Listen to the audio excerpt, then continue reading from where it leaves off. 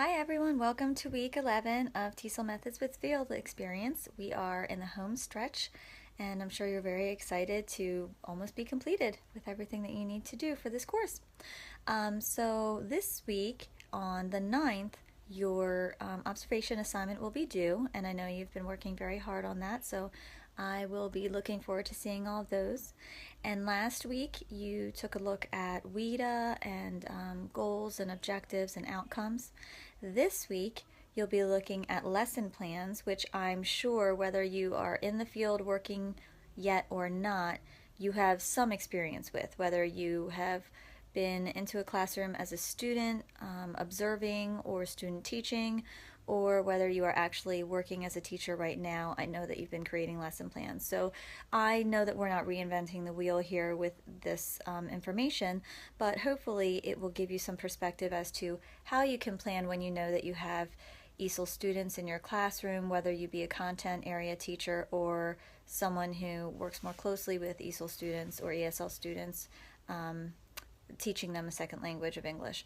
So I have several different styles of lesson plans, and what I'd like you to do is just take a look at all of them and see which one you think best works for you, for your style of teaching, for your own organizational structure, for the students that you might have, for the content area you might be teaching, and for the population of ESL or ESL students that you might have, whether you'd have a homogeneous class of ESL students or whether you would be a teacher of a content who might have one or two or several ESL students in your classroom. Take a look and see which of those lesson plans makes you most comfortable.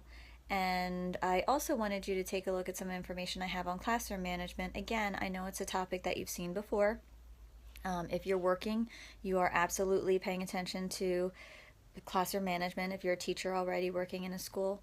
And if you are, not yet teaching but getting there, almost there, I'm sure that you, in some capacity in your classes or possibly again in some sort of placement in a school, you've had to deal with classroom management and how to look at what you have at your disposal, what you're trying to teach and communicate, who you have, the different personalities and types of students that you have in your classroom, looking at all of those things, considering everything, and deciding how you're going to manage your classroom, how you're going to design it and manage it. So I have some information that I hope you will consider as far as that's concerned.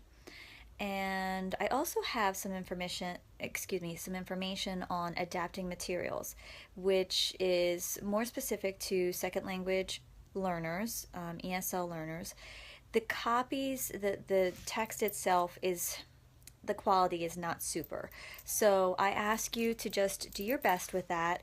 And like I said, just do the best you can to read as much as you can, and don't stress if there are some sections that just are too frustrating, if they're a little bit blurry for you not to be able to see. I apologize. But it does have some valuable information, so I still wanted to include it. But as I said, don't overstress if there's something that your eyes just aren't able to train on and discern. Just kindly move on to the next section and get the rest of the material. So there is some information on adaptation of materials, which I think you will hopefully find helpful. And then finally, I only have one assignment for you this week, and that is because it is definitely a more involved assignment where I'm going to give you some information on some students, and I'm going to ask you to design a lesson plan, and you can choose any of the lesson plans that I gave you as options. You can even choose your own that perhaps I didn't include but you've been using, as long as you can demonstrate the structure of it.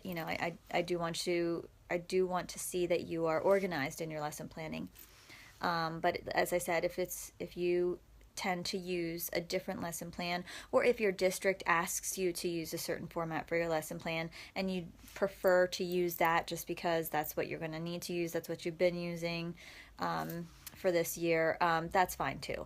But choose a lesson plan format, consider the information on classroom management and on materials adaptation, and this week's discussion is going to ask you to create a lesson plan and a management plan for some hypothetical students that I am going to describe for you. And so the idea of this, it will be a discussion grade for this week, but it's also, of course, as you might imagine, going to be some nice practice for your final assignment, your lesson plan that is coming up pretty soon. We're almost there. So that's about it for this week. As I said, November 9th is your observation assignment, so don't forget that, and I'm looking forward to seeing those. And otherwise, have a wonderful week, everyone, and thank you very much. Bye bye.